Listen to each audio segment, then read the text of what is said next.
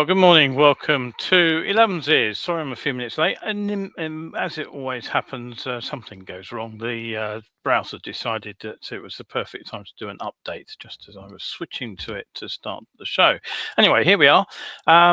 What have we in today's show? Well, quite a lot to go through. UK registrations are up for February over last year.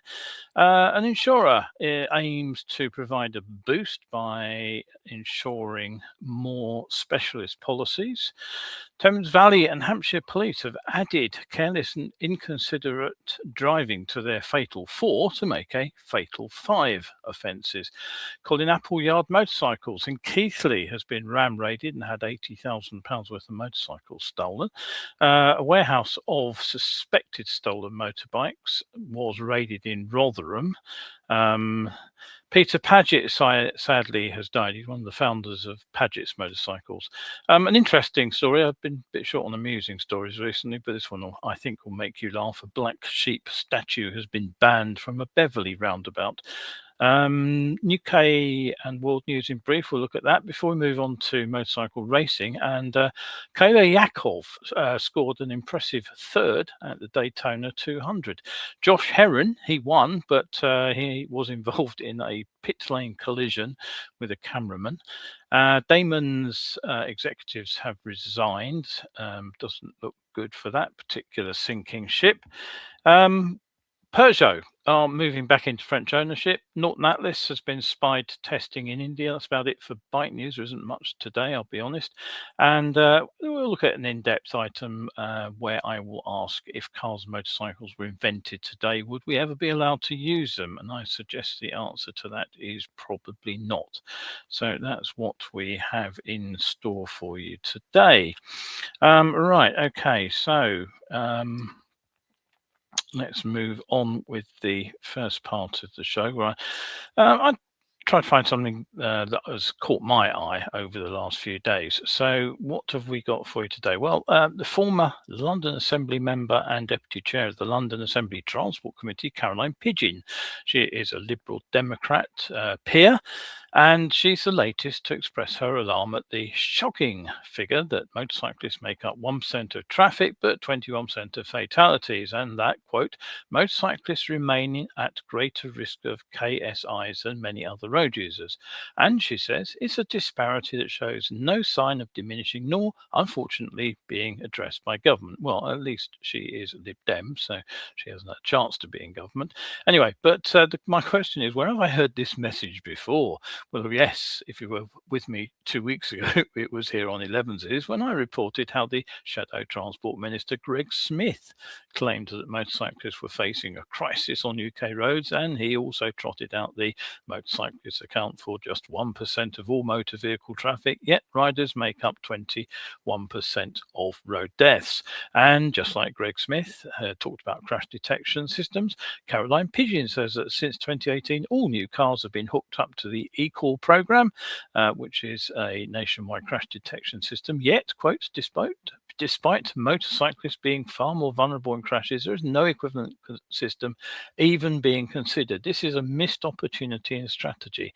Now, why do I suspect someone or some organization has been doing some astute political briefing here? Could it be Real Rider? Because they were enthusiastically available for comment on Greg Smith's statement a couple of weeks back. What he said there was that riders were often thrown from their bikes, and he claimed they lay unseen in need of medical attention. Real Rider make a similar claim that 90% of motorcycle crashes, riders are thrown from their bikes, although they don't appear to say that they disappear from sight. Anyway, right now, Real Rider depends on subscriptions to a phone app. It's a not unreasonable £36 in the UK. I suspect that figure is a careful balance between funding the cost of providing this service and actually how much riders are willing to dig out of their wallet. Now, coincidentally, if I can get the picture up, I've just lost the pictures. There they go. I'll just zoom in on that so you can see what it says. This is an MCN poll. They asked, does having to pay a subscription put you off using an airbag? And when I checked midweek, the answer was pretty overwhelming. 90% yes, it does put them off. But I would say, given the cost of airbag jackets, getting 10% of riders, around 1.3, 1.4 million in the UK, if 10% of riders actually bought an airbag jacket, that might be seen as a success for their marketing policy.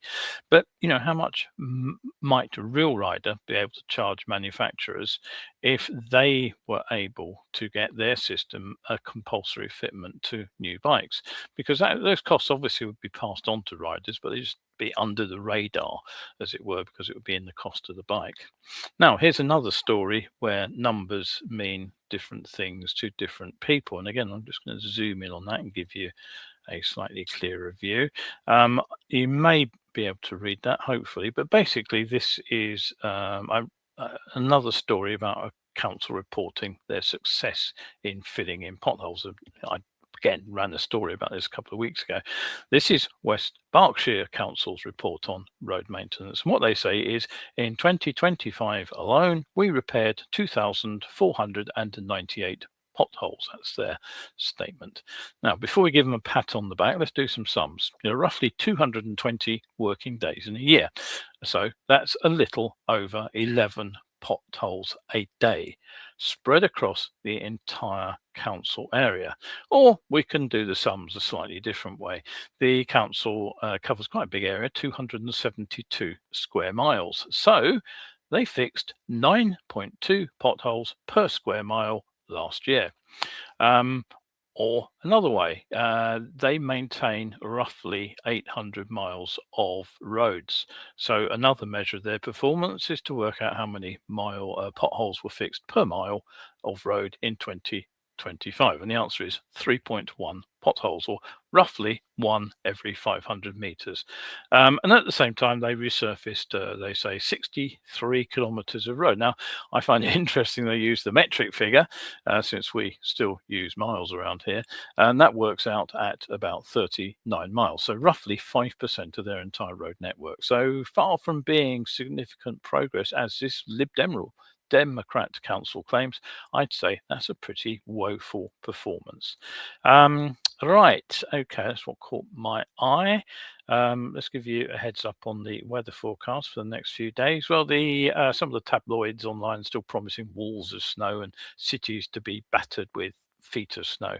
But it'll be a little bit chilly for the time of year. The wintry stuff will be confined to the hills, but do watch out for some overnight temperatures which could fall down to levels where there might be a touch of frost. Anyway, Sunday today sees a band of rain moving east across the UK, patchier in the south. It's quite sunny here at the moment. Leave behind as it goes a mixture of bright spells and blustery showers. They will feed in from the west and they will fall wintry over the Scottish hills. It will be windy though. Highs around 7 to 9 Celsius in the north, 9 to 11 in the south, which is a little bit on the chilly side. Tomorrow, early showers should ease during the morning, but the next weather system is in the wings. Cloud will build from the west. It'll bring a band of rain to Northern Ireland, Scotland and northwest England later in the day. The Midlands and the southeast should stay mostly overcast with lighter showers. The southwest may see some brighter intervals, and again it will stay fairly cool and breezy. Tuesday, mostly dry, cloudy, except for the far northwest, which will be wet and windy. Should be brighter in the southeast too. Southern England, Midlands, East Anglia should see sunny spells developing.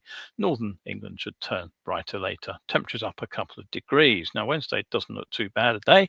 Largely dry with sunshine across England and Wales. Some clouds present in central areas. An occasional shower likely in northwest Scotland. Temperatures could reach 15 in central and southern areas. A couple of degrees cooler as you go north. Thursday looks like the chilly start with some frost, and again it looks like a sunny day for most, but some clouds and odd rain spots in northern England. Beyond that, it does look like a mixed bag of weather, so check your local forecast.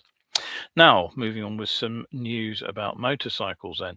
Let's start with some good news for a change. The latest motorcycle sales figures are in, and the ICE sales have climbed to roughly 8,500 new machines sold so far this year. That's around 1,200 more than in 2025, actually up around 17%. Now, interestingly, much of the bulk of this growth is actually in the lower capacity machines, the sort of up to 500cc bikes. But before we get carried away, the numbers are still well down on previous years, and the figures are still, they say, being distorted by the large number of machines that were pre-registered at the end of 2024 to beat the Euro 5 plus emission regulations, although exactly how that affects sales in February this year, I'm not entirely sure.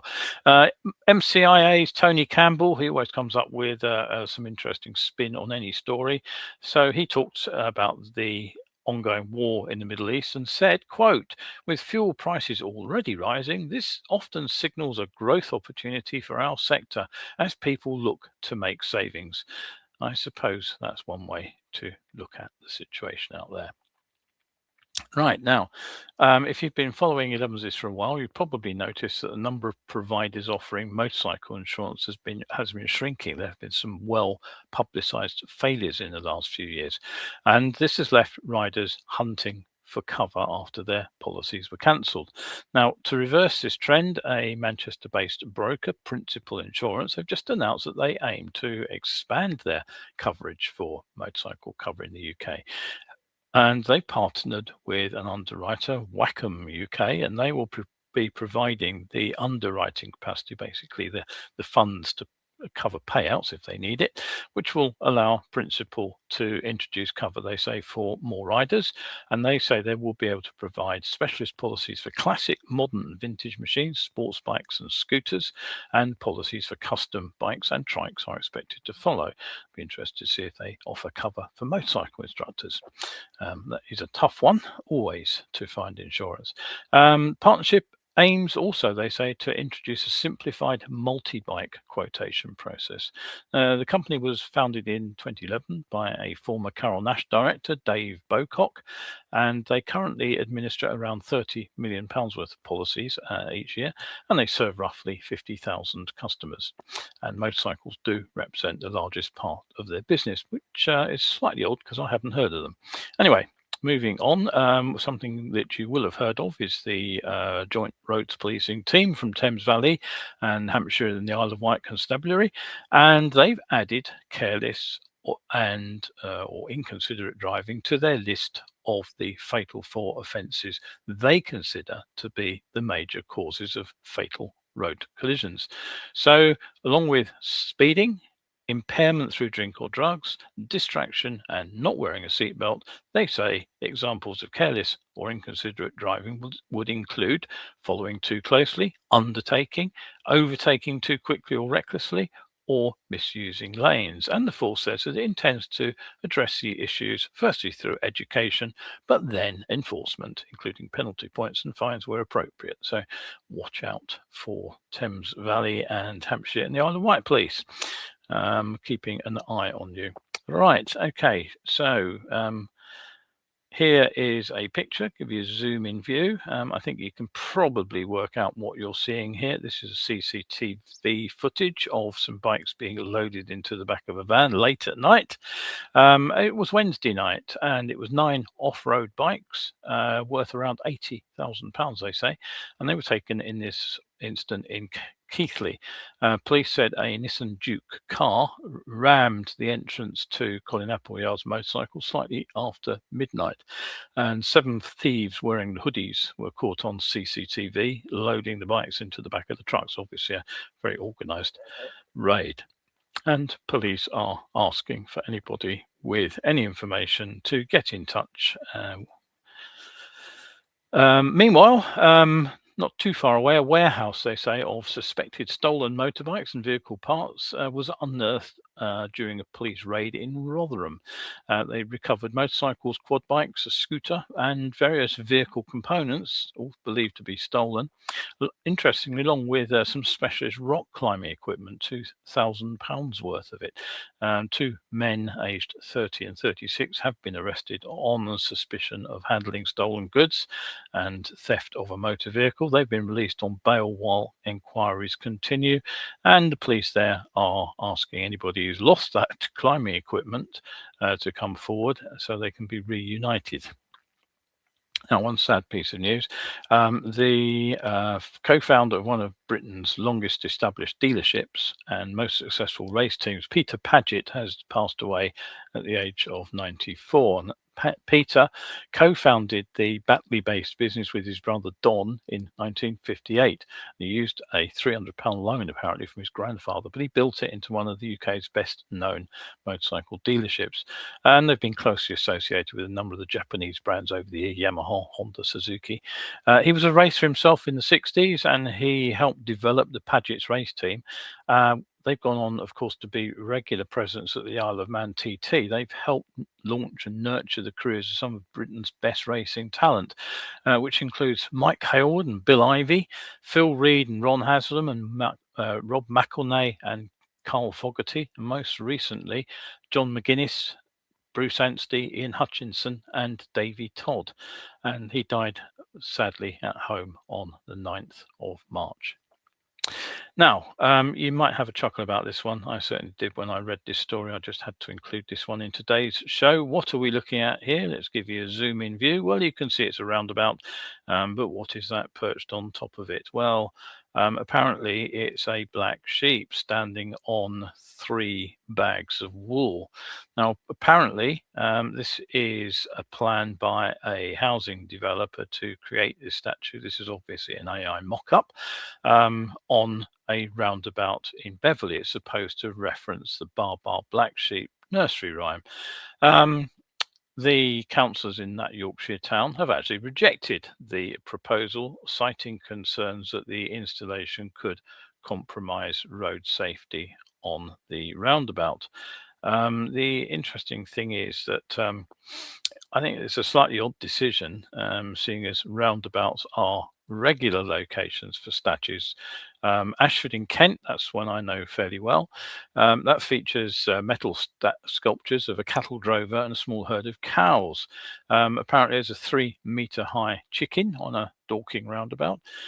Camberley has a concrete elephant. Sunderland, if you go to the northeast, has a giant coal miner. Swindon have some giant deer, and Gillingham in Dorset also has a large stag. Sounds like a day out riding. Actually visit the weird roundabouts. Anyway, clearly the local planners in those places didn't object.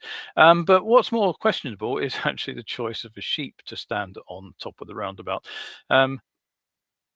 More reasonably, local residents claim that the design simply didn't represent the area, which is more associated with cattle farming. And in fact, if you go to Beverley, you'll find it's famous because there is a herd of cattle that freely roam on the common and the road which passes through it. Right, okay, so quick break to have a sip of tea. Let me just run the little video for you. As always, can I ask you to take a moment to like and subscribe to this show if you've not already done so? Every click helps other motorcyclists discover my content, or simply share the word the old-fashioned way by telling your riding buddies about Elevenses. They can watch on catch-up. Remember, my latest riding skills articles are always free, and you can get all the links delivered weekly to your email inbox by subscribing to my newsletter at survivalskills.substack.com. Or you can use this QR code to jump straight to it, when the show's over of course. No spam, and if you don't like the content, unsubscribe at any time. Right, okay, so on with some UK world news in brief. Now, sadly, 2 teenagers died at the crash site, and a 52-year-old male was taken to hospital. He's reported to be in a stable condition after a collision between an e-bike and a Harley Davidson south of Brisbane in what police described there as a particularly distressing scene. A 16-year-old boy was driving the e-bike with a 15-year-old girl riding as passenger when they collided head-on with the motorcycle, which was overtaking a vehicle. That happened around 9 p.m. on Thursday, and police believe the e-bike's lights were not lit at the time of the crash. Police here in the UK are investigating an alleged assault involving a group of motorcyclists on the A58 near Llanderog in Carmarthenshire. I hope I got that pronunciation somewhat right. The incident included 8 men riding Harley Davidson motorcycles and a man who was with a car in a lay-by at around 2:30 p.m. on Saturday the 7th. The victim sustained moderate injuries and his car was damaged. The police are carrying out inquiries. They've appealed for witnesses, anyone with CCTV or dashcam footage to contact them. In Cheshire, a biker was chased at up to 80 miles per hour after he failed to stop, but he managed to fall off when he found the road that he'd chosen to ride down closed by roadworks, and he hit a digger. He was arrested. Now, 2 years ago here on Elevenses, I suggested keeping an eye on a young female rider, Kayla Yaakov, a US rider, because she'd just made her debut at the Daytona 200 and she had finished 12th, aged just 16. Now, last weekend, she made history by finishing 3rd in the Daytona 200, the first woman ever to land on the podium in this long-running prestigious race. She actually managed to push the ex-MotoGP rider Darren Binder down to 4th with a classic drafting pass on the last lap. The video is actually on YouTube on the Moto America site, I think it is. It's actually worth a watch just to see that final pass. It's very, very good. Another name to watch here, though, is Ella Dreyer. Just 1 week after turning 16, she made her own slice of history as the youngest rider ever to compete at the Daytona 200, and she finished an astonishing 16th out of 42. It's just a shame, really, that they were all competing in front of nearly empty stands. Another sign of the struggles that motorcycling has in attracting spectators.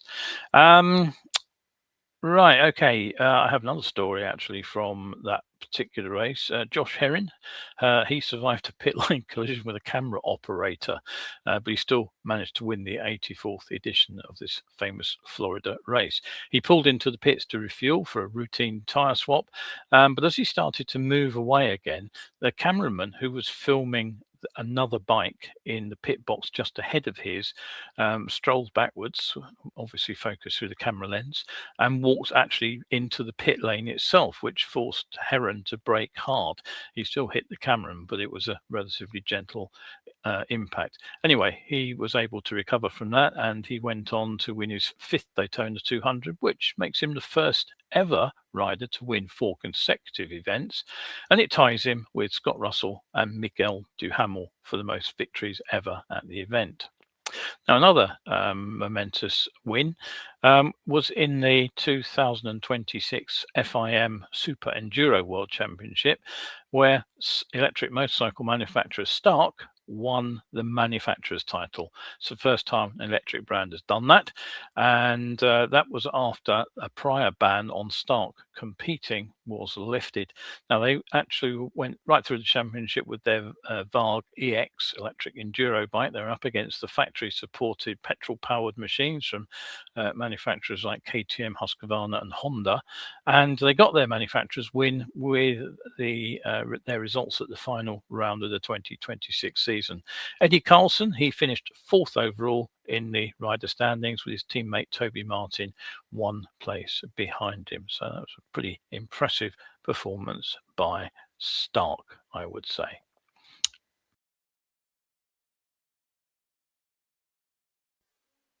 If you enjoy these shows, why not become a member of my Ko-fi pages? Just follow the QR code and sign up. As a member, you get free access to the latest articles and the Survival Schools ebook shop with instant downloads of everything from free mini ebooks to ebook versions of my paperbacks. Become a one-off supporter and you'll open up the archive of over 1,000 articles. If you buy me a monthly cuppa as a subscriber, there's even more content to enjoy. Right, I've just got one comment. Nick's looked in. Morning, Nick. Nice to see you. And I have some thanks to my supporters from last week. So let's just give them a quick hey-ho.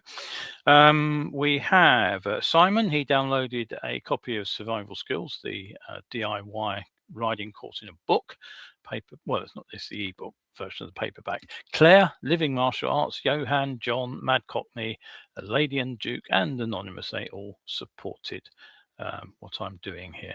Right, so okay, on with the some bike news. Now, not much to talk about this week. It's that sort of slow time when nothing much is going on after the shows, but before the launches of the new bikes. But one thing we can suggest is that Damon probably won't be joining the bike launches this year because their long, slow death throes, they seem to be continuing.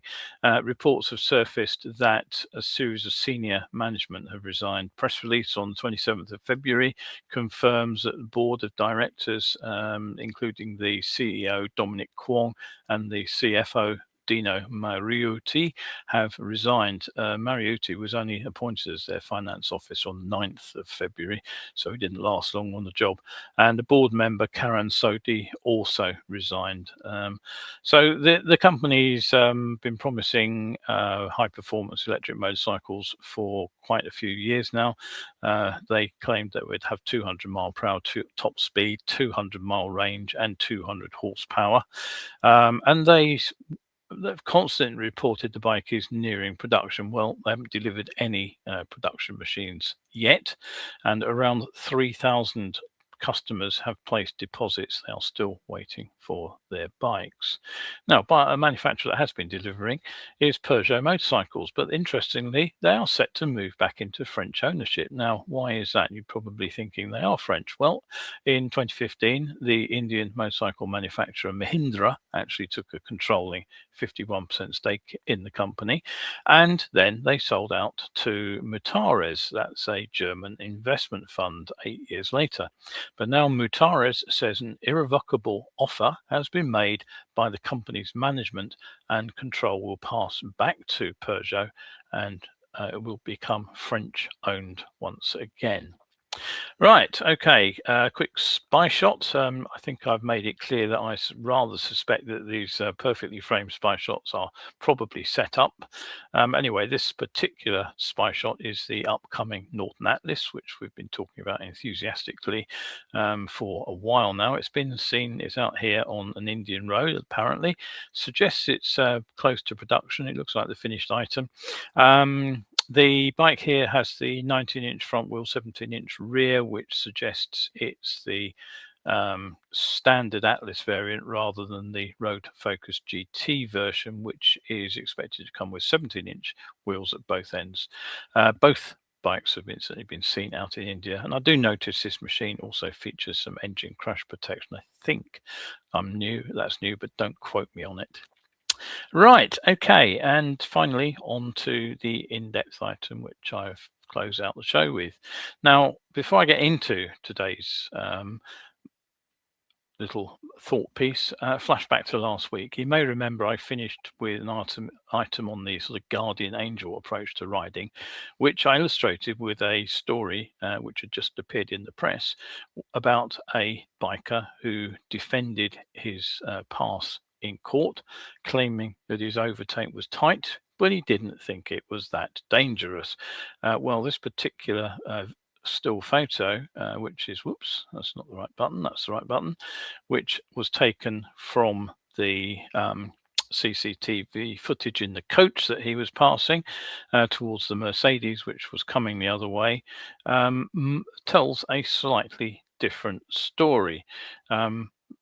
That looks very much like a double white line that he's on the wrong side of. And if that is the end of the double white line there, which I suspected is the road markings are very worn and it's difficult to see, it's fairly obvious that he emerged onto the wrong side of that solid double line some distance back in order to pass the coach. So I'm think we can fairly safely conclude that the overtake was pretty dangerous. That car's not very far away, travelling at speed that is fractions of seconds, in fact.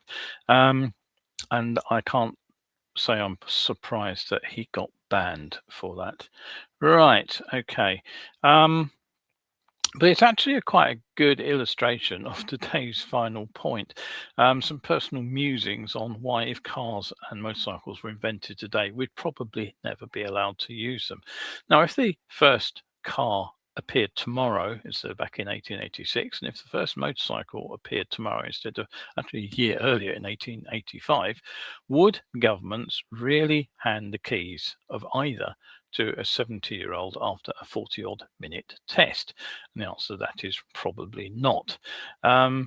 Because there's another way of looking at cars and bikes. Rather than as personal transport, which is how we like to frame them to explain why we use them, they're actually guided missiles operating with unpredictable human behavior in a shared public space surrounded by pedestrians, cyclists, children, as well, of course, as solid obstructions and other guided missiles.